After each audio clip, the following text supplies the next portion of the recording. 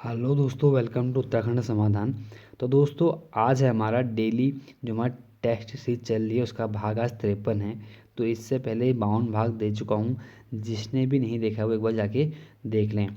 और जो आज पहली बार है उन्हें बता दूँ कि यह टेस्ट सीरीज डेली मॉर्निंग 4 बजे इस यूट्यूब चैनल पर अपलोड हो जाती है, क्योंकि बहुत से लोग कमेंट कर रहे थे कि आपकी सीरीज़ कब आती है करके। तो उन्हें बता दें कि मॉर्निंग डेली 4 बजे। और हाँ, जो मैंने बोला कि जितनी भी गलतियाँ किसी क्वेश्चन में होती हैं उन्हें हम एक वीडियो में कवर एक दिन कर देंगे, ठीक है। बाकी एक हमारी नाइट की भी एक डेली क्लास चल रही है, तो उसे भी देखें, क्योंकि वो इससे बेहतर क्या, बेहतर तो इससे क्या है खैर, लेकिन ये है कि ये परीक्षावाणी है और वहाँ पर हमारा अदर सब कुछ चल रहा है। तो चलो बाकी बने रहें साथ में। तो आज शुरू करते हैं हम आज के 20 प्रश्नों को।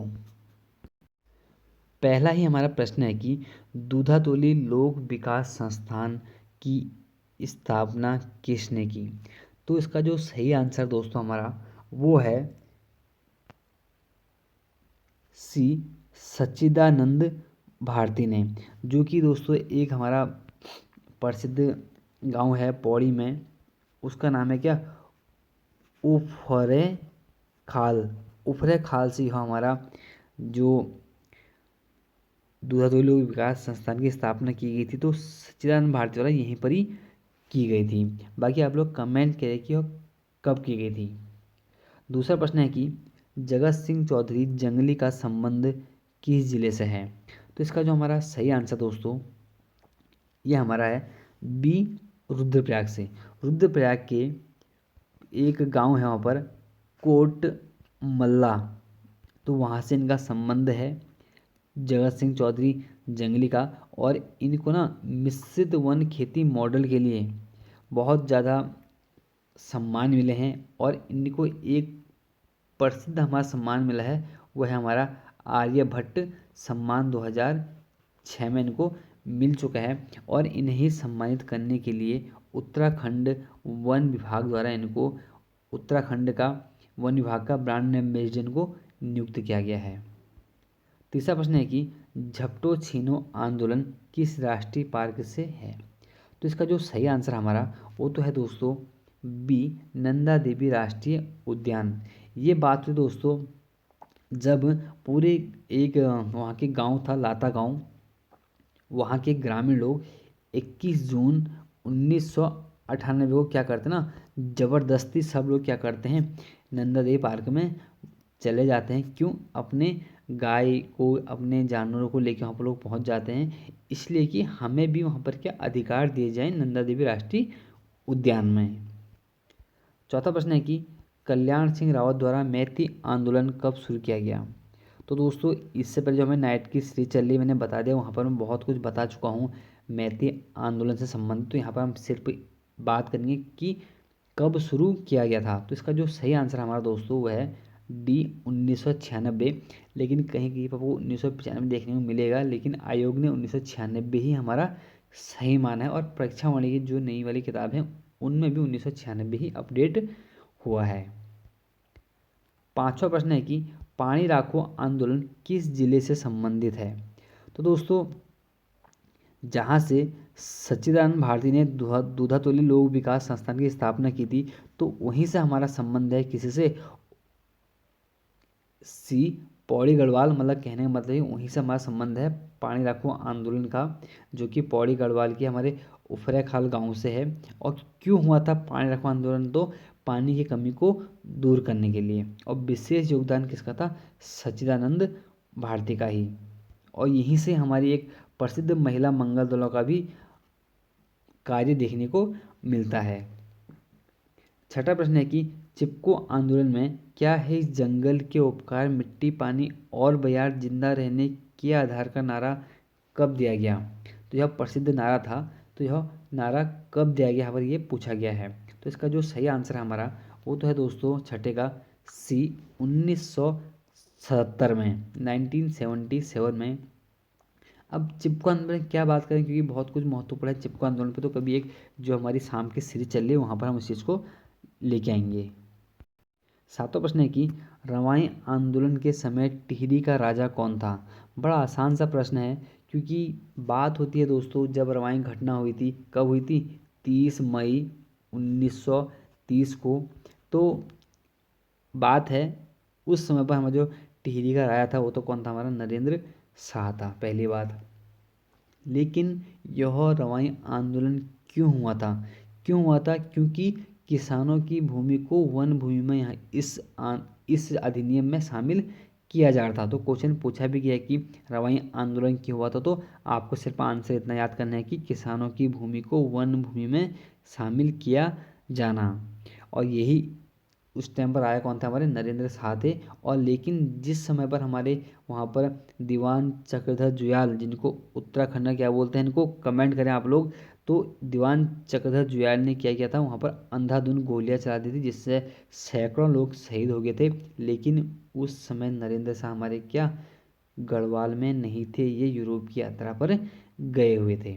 ठीक, बाकी बात करेंगे बाद में। लेकिन इसीलिए आज भी हमारे तिलाड़ी में 30 मई को शहीद दिवस मनाया जाता है। आठवां प्रश्न है कि FRI में कुल कितने संग्रहालय हैं। दोस्तों बात होती है FRI हमारे देहरादून में है, पहली बात।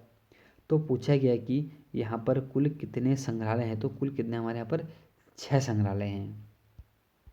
नवा प्रश्न है कि वन अनुसंधान संस्थान को सम विश्वविद्यालय का दर्जा कब दिया गया।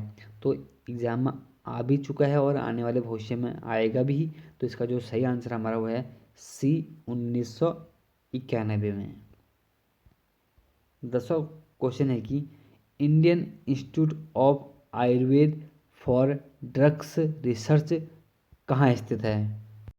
तो इसका जो सही आंसर हमारा वो तो है दोस्तों क्या, रानीखेत। रानीखेत दोस्तों कहूँ तो अल्मोड़ा में ही पड़ता है, और रानीखेत भी अल्मोड़ा ही है, मोहान भी अल्मोड़ा ही है, और ऋषिकेश हमारा एक अलग हो गया। तो हमारा जो ये है ना Indian institute of for Ayurveda for drugs research, ये हमारा है रानीखेत में। अगर पूछता कि कोऑपरेटिव ड्रग्स फैक्ट्री कहाँ है, तो दोस्तों वो होती कहाँ, हमारे रानीखेत में। अगर पूछा कि इंडियन मेडिसिन फार्मास्यूटिकल्स लिमिटेड कहाँ है, तो हमारे मोहान में होता। अगर पूछता है कि Indian drugs and pharmaceuticals limited कहाँ है, तो हमारा कहाँ होता, हमारे ऋषिकेश में हो जाता। 11वां प्रश्न है कि मराठी भाषा और साहित्य के संस्थापक कौन है। बात हो रही है मराठी के। तो इसका जो सही आंसर हमारा वो है A ज्ञानेश्वर। 12वां क्वेश्चन है कि पाल खेड़ा का युद्ध कब हुआ था। दोस्तों एक होता हमारा खेड़ा, एक होता हमारा पाल खेड़ा। तो पाल खेड़ा का जो युद्ध हुआ था दोस्तों वो हुआ था हमारा A 1728 में, और खेड़ा का युद्ध हुआ था कब, हमारे 1707 में। 13वां प्रश्न है कि बजाज सागर बांध किस नदी पर स्थित है। तो दोस्तों जो बजाज सागर बांध है वह हमारे माही नदी पर स्थित है।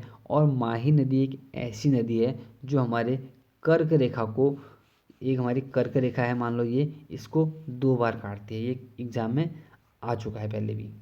14वां प्रश्न है कि किस नदी के पत्थरों के गोल गोल पत्थरों को शालिग्राम कहा जाता है।